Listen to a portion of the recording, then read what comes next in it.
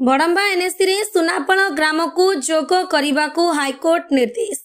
कटक जिला बड़म्बा ब्लॉक अंतर्गत सुनापल ग्राम पूर्वर बड़म्बा एनएससी रे अंतर्भुक्त थिबा बेले चूड़ांत नक्शारे रूपरेख होइथिला, किंतु सत्य प्रकाशित सरकारी विज्ञप्ति रे सुनापलर नाम नथिबारु ग्रामवासी क्षोभ प्रकट करी मान्यवर हाईकोर्ट को द्वारस्थ होइथिले। संपूर्ण घटनाक्रमे जेतेबेले बड़म्बा को एनएससी मान्यता दाबी रे विभिन्न संगठन बारंबार आंदोलन करथिले। तत्कालीन बीजेडी सरकार एनएससी गठन पई प्राथमिक पर्याय रे भौगोलिक नक्शा प्रस्तुत करने को पदक्षेप नैथिले। सेतले बड़म्बा निचिगढ़ पंचायत, कोलेश्वर पंचायत सुनापाल, पर्जपड़ा पंचायत देउली एवं गड़ा पोखरी पंचायत मूलिया बांक और खमारसाई ग्राम को नहीं चूड़ांत नक्शा रूपरेख होइथिला। परवर्ती समय सरकार द्वारा प्रस्तावित ग्राम गुड़िक जनशुणाणी करा जायथिला। जनशुणाणी समय कोलेश्वर सरपंच पूरा पंचायत को एनएससी अंतर्भुक्त करने प्रस्ताव को सामूहिक भाव विरोध करी पंचायतवासी यारी भितर दूरे गला मूल प्रसंग सुनापल जीव कि जीवनी। ग्राम सभा कौन निष्पत्ति होई न पारिबारु बाद पड़ा सुनापाल। फल सुनापलवासी मध्य घोर जन असंतोष देखा देथिला। परवर्ती समय ग्रामवासी पक्षर बारंबार स्थानीय प्रशासन, विभागीय अधिकारी, विधायकों को लिखित दाबी जणाई निराश हेबारु हाईकोर्ट को द्वारस्थ होइथिले।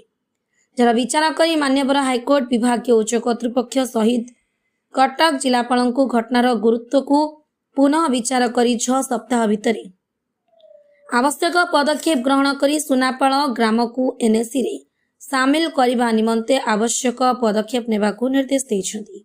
दुखर विषय कि प्रथम जो बड़म्बा एनएससी स्थापन करने जो स्थिर कर आमर कोलेश्वर ग्राम पंचायत सुनापाल राजस्व ग्राम टी अंतर्भुक्त करा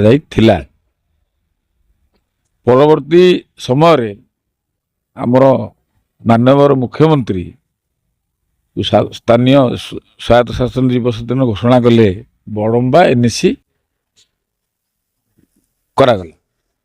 दुखर विषय सुनापाल राजस्व ग्राम टी एनएससी अंतर्भुक्त करागला नाही। तेणु आम ग्रामवासी माने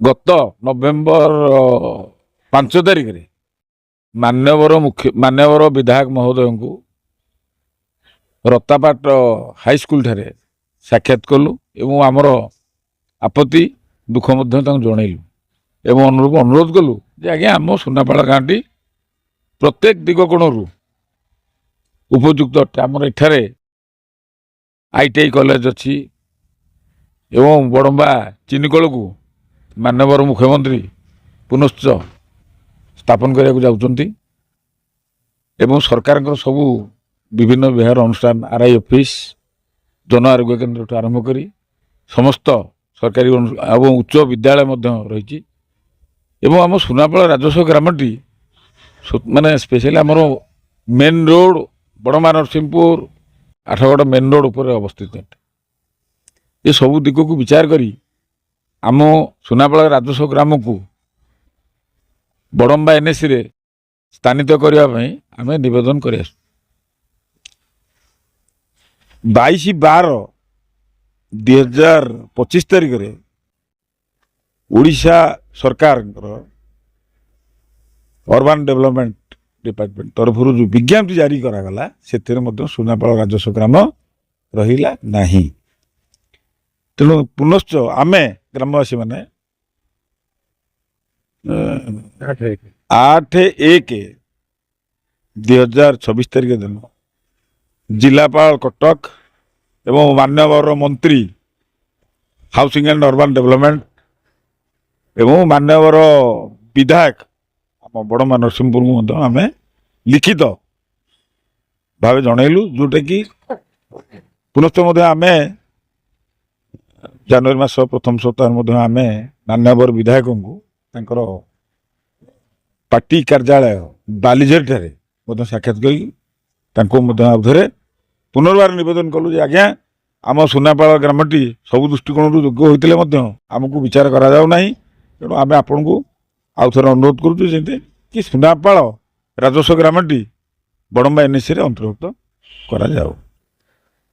ତାପରେ ମଧ୍ୟ ଯେତେବେଳେ ଦେଖିଲୁ ଯେ ସରକାରଙ୍କର କାର୍ଯ୍ୟାନୁଷ୍ଠାନ ମାନେ ଶିଥିଳ ହେଇକି ରହିଛି ବା କୌଣସି ସୁବିଚାର କରାଯାଉ ନାହିଁ, ଏହାର ପ୍ରତିକାର ସ୍ୱରୂପ ଆମ ଗ୍ରାମବାସୀମାନେ ବସି ନିଷ୍ପତ୍ତି ନେଲୁ ଯେ ଆମେ ଉଚ୍ଚ ନ୍ୟାୟାଳୟରେ ଆମର ଆପତ୍ତିକି ଆମେ ଉପସ୍ଥାପନ କରିବୁ। ତଦନୁଯାୟୀ ଆମେ ଓଡ଼ିଶା ଉଚ୍ଚ ନ୍ୟାୟାଳୟରେ ଆମେ ଆଶ୍ରୟ ନେଲୁ ଏବଂ ଆମର ଆପତ୍ତି ତରଫ ଆମେ ରିଟ୍ ପିଟିସନ୍ କଲୁ।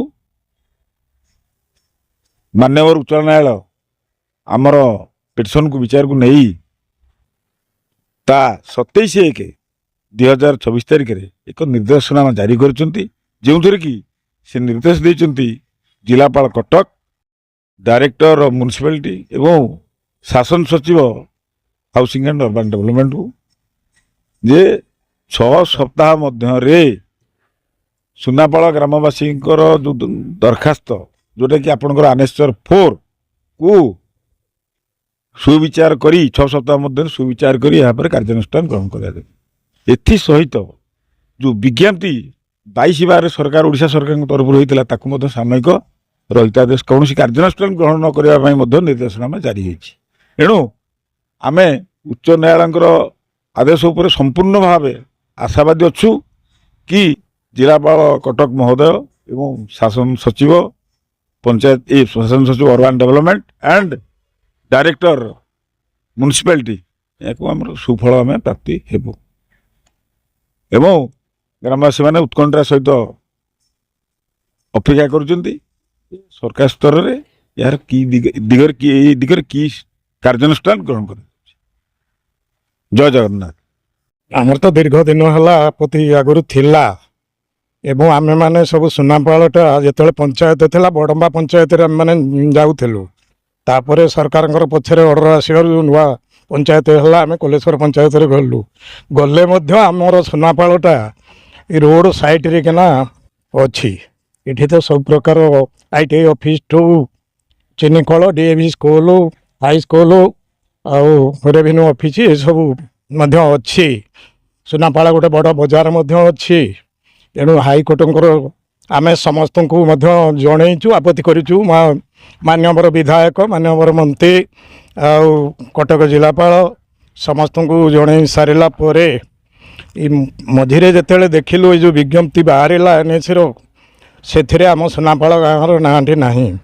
ତେଣୁ ଆମେ ଗ୍ରାମବାସୀ ବୃନ୍ଦ ସମୂହ ବସି ପୁଣି ସର୍ବସମ୍ମତି କ୍ରମେ ହାଇକୋର୍ଟରେ ଗୋଟିଏ ପିଟିସନ ଦେଇଥିଲୁ।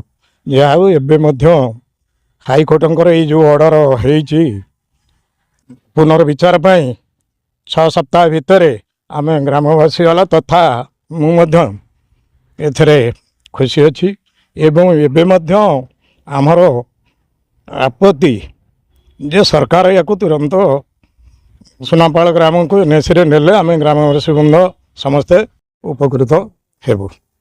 ଯାହାକୁ ନେଇ ଖୁସି ବ୍ୟକ୍ତ କରିଛନ୍ତି ଅଞ୍ଚଳବାସୀ। ବ୍ୟୁରୋ ରିପୋର୍ଟ, ଧନୁଷ ଏକ୍ସପ୍ରେସ।